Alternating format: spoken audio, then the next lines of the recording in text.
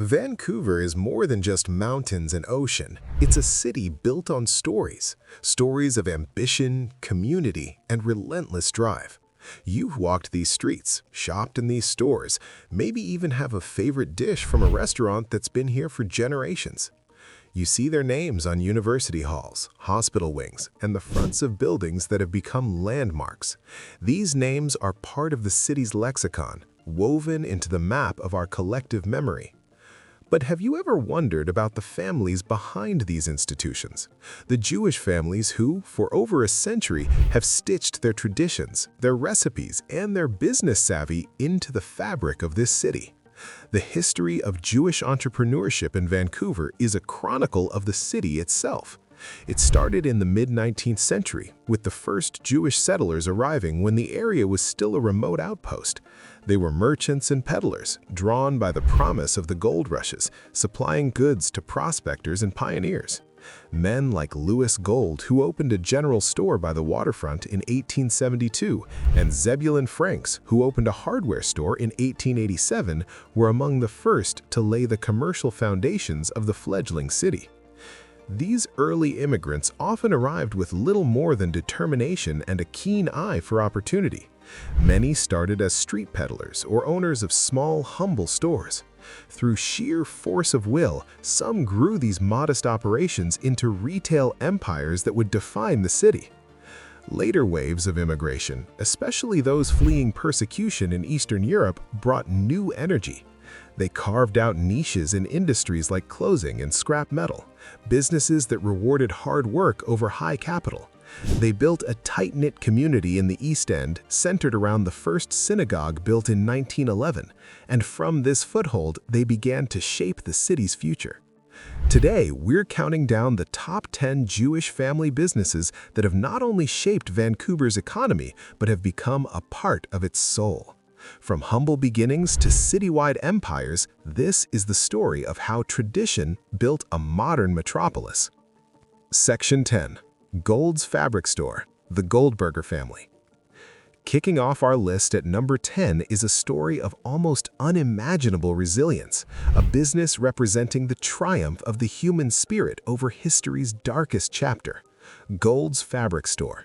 For decades, the two-story textile shop on Granville Street was an institution for sewers, designers, and anyone with a creative spark. But behind the bolts of colorful fabric was a story that began in the ashes of Europe. The business was founded by David Goldberger, later known as David Gold, and his wife, Aritzia. Both were Holocaust survivors. David, born in Czechoslovakia in 1914, got his start in textiles at just 14. Eventually, he became the general manager of a Jewish-owned textile company, where he and Aritzia married in 1941. Their life was shattered by the rise of the Nazis. Their family's business was confiscated, and the young couple fled to Hungary. They were eventually separated and sent to concentration camps, with David enduring the horrors of Auschwitz. Miraculously, both David and Aritzia survived. They reunited and, in 1948, immigrated to Canada with their two young sons to start over. They landed in Vancouver, a city they knew no one and didn't speak the language. Yet, just 3 weeks after arriving, David Gold did the only thing he knew. Without having mastered a word of English, he opened a small fabric store. That small shop, born from profound loss and incredible courage, grew to become Gold's Fashion Fabrics, the largest and most prominent fabric store in Western Canada. The block-long landmark became a symbol of a new life built thread by thread. 2 pieces of cloth, ensuring their story of survival and success would never be forgotten. Section 9. Solly's Bagelry, the Markovich family. At number 9, we have a business you can taste and smell, an enterprise that brought the authentic flavor of a European Jewish kitchen to the Vancouver mainstream, Solly's Bagelry. For anyone who has ever craved a real chewy boiled bagel, a warm knish, or a comforting bowl of matzo ball soup, Solly's has been a Vancouver institution since it first opened its doors in March of 1994. The heart and soul of Solly's is Leah Markovich. The story of her business is really the story of her family. As a young girl, Leah learned the art of traditional Jewish baking not in a culinary school, but in the warm kitchen of her grandmother, her Baba, who had brought the family's cherished recipes with her from Eastern Europe. These weren't just instructions on paper, they were a culinary lineage passed down from generation to generation. In the early 1990s, Leah and her then-husband Joe saw a gap in the market for real bagels. They decided to take a chance, opening their first small store on Main Street in an area then filled mostly with pawn shops and antique stores. They knew little about the food business, but they had something more valuable: authenticity. The recipes for their bagels, cinnamon buns, and countless other deli items were the genuine article. The gamble paid off. Vancouverites fell in love. Solly's, which Leah likened to the little train that could, grew from that single small shop into a citywide phenomenon with 3 bustling locations. For over 25 years, Solly's has been more than just a bakery. It's a cultural hub that introduced thousands to the joys of Jewish cuisine. It's a powerful example of how a family's heritage, encapsulated in the simple act of sharing food, can become a thriving and enduring business. Section 8. The Dayson Family, Dayhu Investments. Number 8 on our list is a family that literally built parts of the Vancouver we see today, transforming from humble immigrant beginnings into a real estate powerhouse. This is the story of the Dayson family and their company, Dayhu Investments. The family's Canadian story begins with Ben and Esther Dayson, who both immigrated from Russia in the 1920s. They first settled on the prairies but became forever linked with Vancouver when they were married in the city's original Jewish community center in 1936. After returning to Saskatchewan, they made the final move to Vancouver with their 2 young children in 1949. Their start was modest. They bought and ran a Western 5 and 10 cent store in Marpole, but Ben Dayson had bigger ambitions. In 1951, he built his first apartment building, and by 1956, he had officially founded Dayhu Investments, a company that would become a leader in real estate. Ben was a true pioneer, earning acclaim for building the very first high-rise residential towers in the city of Richmond, which still stand today on Minoru Boulevard. His passion was legendary. He passed away at 100 while, fittingly, walking through a potential property acquisition. But the Dayson legacy isn't just one of brick and mortar, it's one of profound community commitment. The family has made visionary contributions to the Jewish community, including a transformative gift to help redevelop the new Jewish Community Center, the very place that played a pivotal role in their family history. Now a third-generation company led by Ben's grandson, Jonathan Barnett, the Dayhu Group manages a vast portfolio of industrial, commercial, and retail properties across Western Canada. Coming in at number 7 is a family whose name was once a household jingle and is now etched into the city's most important institutions. From a beloved appliance empire to a real estate dynasty, this is the story of the Wosk family. The family's journey is a classic immigrant tale. Brothers Benjamin and Morris Wosk fled persecution in Russia, arriving in Vancouver in 1929 with next to nothing. They started out as street peddlers with a horse and cart, fixing up second-hand goods and reselling them. In 1932, they scraped together enough to open a small appliance store on Granville Street. That store grew into Wosk's, a retail empire with over a dozen outlets, famous for its catchy radio jingle. A wizard he is, that's why it is. Nobody undersells Wosk's. But the brothers didn't stop at retail. They saw the future of Vancouver in its skyline. Starting with small apartment buildings, they graduated to developing high-rises that still define the West End, like the iconic beach towers. As their business empire grew, so did their philanthropic legacy. The brothers became 2 of the city's most generous benefactors. Morris alone gave away an estimated $50 million in his lifetime to causes ranging from Vancouver General Hospital to Simon Fraser University. Today, you can't talk about dialogue and understanding in Vancouver without mentioning the Morris J. Wosk Center for Dialogue, a landmark institution he helped create. The Wosk family turned street-level hustle into skyline-defining success, all while giving back to the city that gave them their start.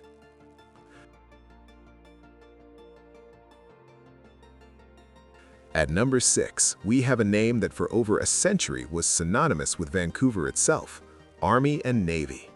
The iconic discount department store on West Hastings Street was more than just a retailer. It was a city landmark, a cultural touchstone, and a business empire built by one of Vancouver's most prominent Jewish families, the Cohens. The story began in 1919 when Sam Cohen opened the first Army and Navy, selling surplus goods from the First World War at bargain prices. The store quickly became an institution where people from all walks of life could find a deal. But Sam Cohen's influence went far beyond retail. He was known for his commitment to helping fellow Jewish immigrants arriving from Europe by giving them jobs when others would not.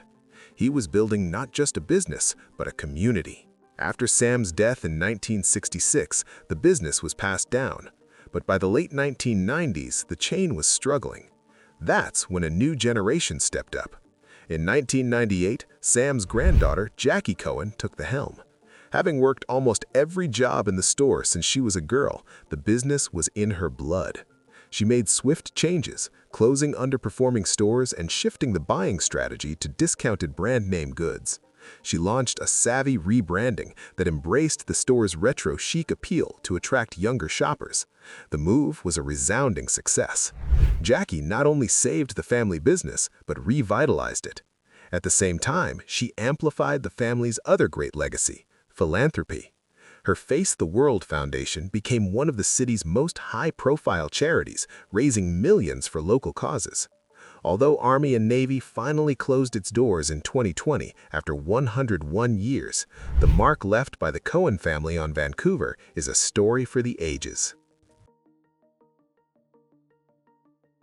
Our number 5 spot goes to a family that represents the quintessential story of generational retail success, a dynasty that evolved from a beloved neighborhood department store into one of Canada's most powerful fashion empires. This is the story of the Hill family, the founders of both Hills of Kerrisdale and the global powerhouse Aritzia. This is a story of retail being in the blood, with roots running 3 generations deep. It started with Brian Hill's grandfather, who ran a dry goods store in Vancouver. His son, Jim Hill, established a local legend, Hills of Kerrisdale. For decades, this family-run department store was the heart of its neighborhood. It's where a young Brian Hill and his brother Ross spent their youth working, learning the business from the ground up from their father and uncle. After studying economics, Brian returned to Vancouver and saw a gap in the market, a space between fast fashion and high-end luxury for stylish young women. In 1984, alongside his father and brother, Brian opened the very first Aritzia boutique in Vancouver's Oak Ridge Centre. He pursued a strategy of creating in-house brands like TNA, Bobaton, and Wilfred, allowing the company to control every aspect of its product and create what it famously termed everyday luxury. The concept was a hit.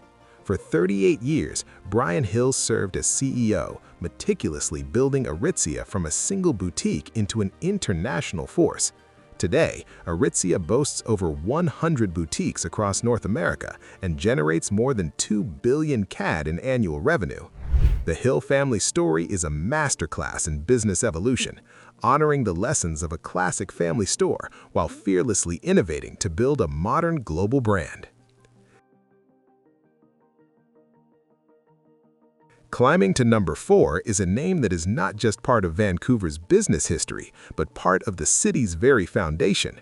This family's influence dates back to before Vancouver was even a city, and their company, the Oppenheimer Group, has thrived for over 160 years.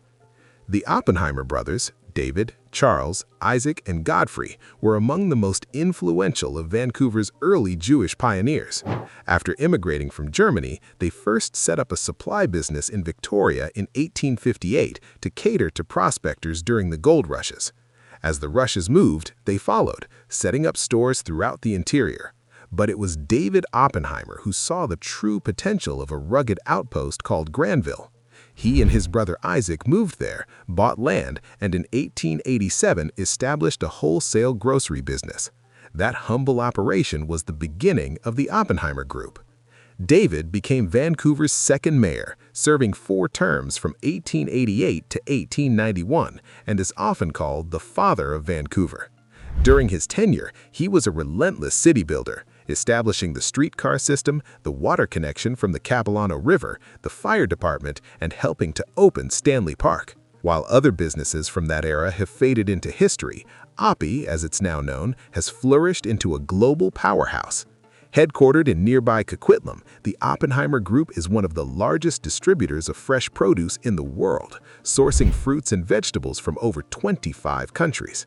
The Oppenheimer story is a powerful reminder of the deep roots of Jewish entrepreneurship in British Columbia. They weren't just merchants, they were city makers. At number 3, we have a man whose life story reads like a Hollywood script, a tale of survival, reinvention, and empire building. This is the story of Joseph Segal and the Segal family. Joseph Segal's story began not in a boardroom, but in the chaos of war-torn Europe.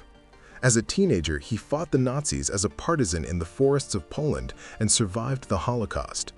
When he arrived in Canada after the war, he started with nothing.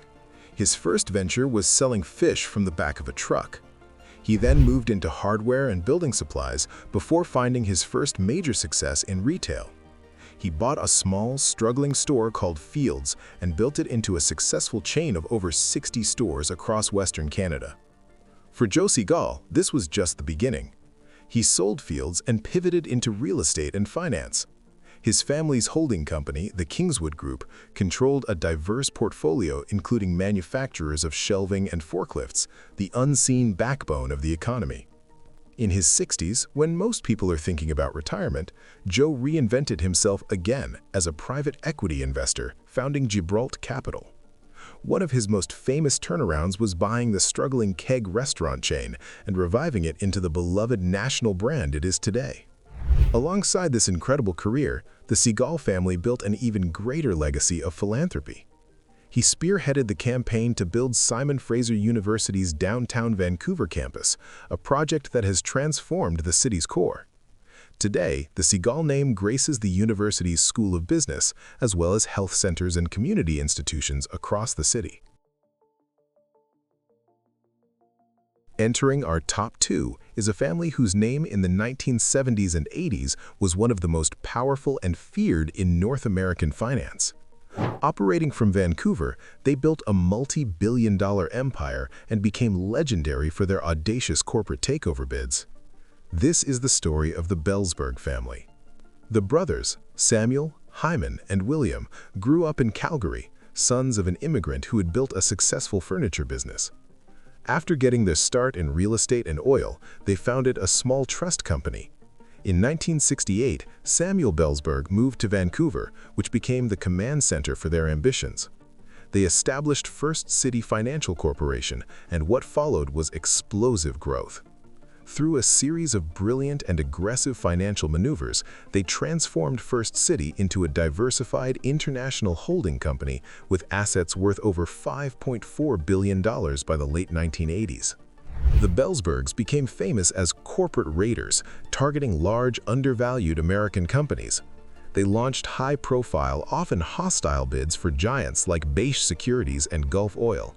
Even when their takeovers didn't succeed, the chase often drove up the stock price, allowing them to sell their stake for a massive profit.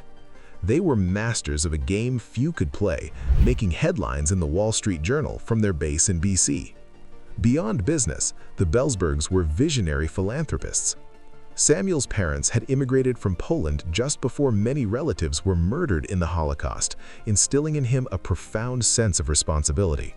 In 1977, he provided the seed money to start the Simon Wiesenthal Center in Los Angeles, a global human rights organization, and served as its founding chairman. The Belzberg family represents a different kind of Vancouver empire, a financial kingdom built on intellectual firepower and fearless ambition. And at number 1 on our list is a man who was quite simply a legend. A larger-than-life figure whose journey from a penniless immigrant to one of Canada's most powerful industrialists and philanthropists is the stuff of folklore. He was Diamond Jack Diamond. Jack Diamond arrived in Vancouver in 1927 from Poland with almost nothing. His first job was sweeping floors in a butcher shop. It was the humblest of beginnings, but Diamond possessed an extraordinary combination of charm, grit, and business savvy. He learned the meat business inside and out, and just 13 years after he started as a janitor, he owned Western Canada's biggest meatpacking firm. His company, which became BC Turf, grew into a massive operation that dominated the industry. But Jack Diamond didn't stop there. He diversified into real estate and horse racing, becoming a towering figure in the city's business elite. He served as the chancellor of Simon Fraser University and was a key figure in countless civic projects. His influence was everywhere. Yet, as vast as his business empire was, it was rivaled by his family's philanthropic legacy. Jack became the most generous philanthropists in British Columbia's history. The Diamond Foundation, which they established, has donated vast sums to causes across the province, particularly in healthcare and education. You cannot walk through Vancouver without encountering the Diamond legacy. The Jack Diamond Healthcare Centre at Vancouver General Hospital is a cornerstone of the city's medical system. There are halls and facilities named after the Diamond family at universities and community centers across the region. Jack Diamond's story is the ultimate embodiment of this countdown. It's the story of a family that built a colossal business empire from absolutely nothing. But more than that, it's the story of a family that dedicated themselves to giving back, weaving their generosity into the very soul of Vancouver. They didn't just build a business, they helped build the compassionate and thriving city we know today. From the resilience of Holocaust survivors who built a fabric empire from scratch, to the family that turned bagel recipes into a cultural institution, from the real estate titans who shaped the skyline, to the financial raiders who shook up Wall Street, the stories of these 10 families are about so much more than just business. They are stories of migration, of starting over with nothing but determination. They are stories of community, of a deep-seated commitment to helping others and building institutions that would outlast them. And they are stories of legacy, of passing down not just wealth, but values. These families and so many others didn't just do business in Vancouver. They invested their lives, their traditions, and their futures into its very foundations, shaping its economy, its skyline, and its character in ways that still resonate today. Which of these family stories inspires you the most? Is there a business on this list that holds a special memory for you? Let us know in the comments below. And if you enjoyed this journey into Vancouver's history, make sure to like this video and subscribe for more stories about the people who built our world. Thanks for watching.